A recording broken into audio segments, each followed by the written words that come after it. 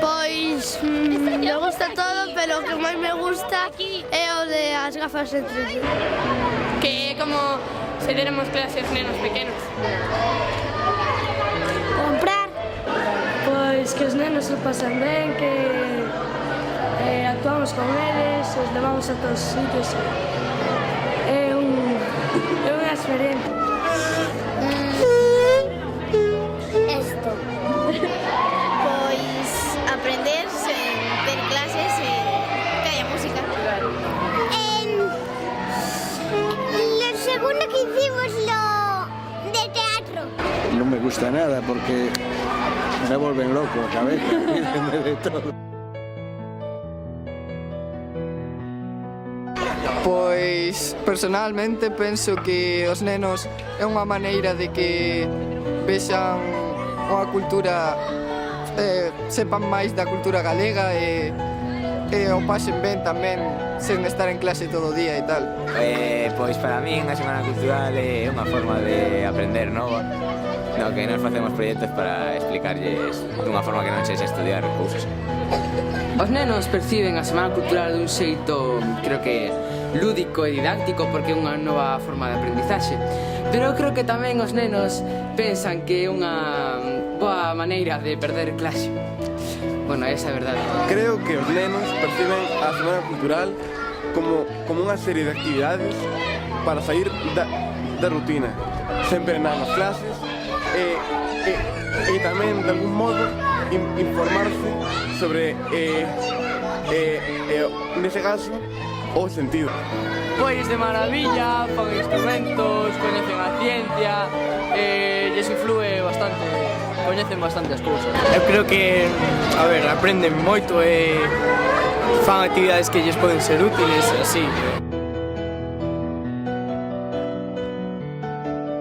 Penso que o primeiro é a organización e a disponibilidade, tanto por parte do profesorado como do alumnado. E, sobre todo, a parte do alumnado ten que porlle moito entusiasmo. É o máis importante. Que factores teñen que influir? Ten que influir que o tema sea un tema que lles agrade, que lles motive. Ten que influir, parece mentira, pero o bo tempo influe moitísimo para que se podan facer actividades fora. Ten que influir implicación por parte dos maiores, que se poñan no sitio deles e que os fagan divertirse, claro. En fin, ten que influir que sexamos un equipo. Eso é o fundamental. Pois penso que fundamentalmente hai un traballo previo bastante grande, no cal nos reunimos unhas cantas veces cos alumnos de cuarto, por lo menos nosos que traballamos coa parte científica, quedámonos unhas cantas tardes preparando as actividades, evaluamos a viabilidade dos proxectos e determinamos que cousas pensamos que van a funcionar, cales son inapropiados para os nenos. En definitiva, unha serie de traballo previo que penso que sin el sería imposible que funcionara isto. Pois que todos estemos coordinados, que todos estemos implicados, que todos teñamos o mesmo entusiasmo, porque todo salga ben, e realmente eso é lo que los factores, e tamén o tempo, que tamén influe, porque podemos facer actividades ao aire libre. Primeiro, a creatividade vosa, coas actividades que propoñedes, e segundo, a organización. É fundamental. Sen organización, despois non se pode ver todo o traballo que facedes. Entón, creo que son as dúas máis importantes.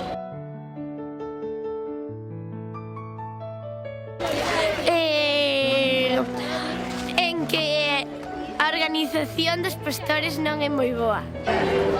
Que non puxeran todo o rato riquetón e que cambiaran un pouquiño a música.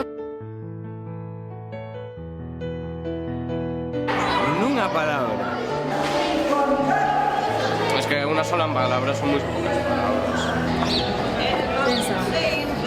Pues apertura, alegría, Creatividade. Cultural. Experimentos. Actividad. divertida, ¿no? Cultura, creatividade. Guay.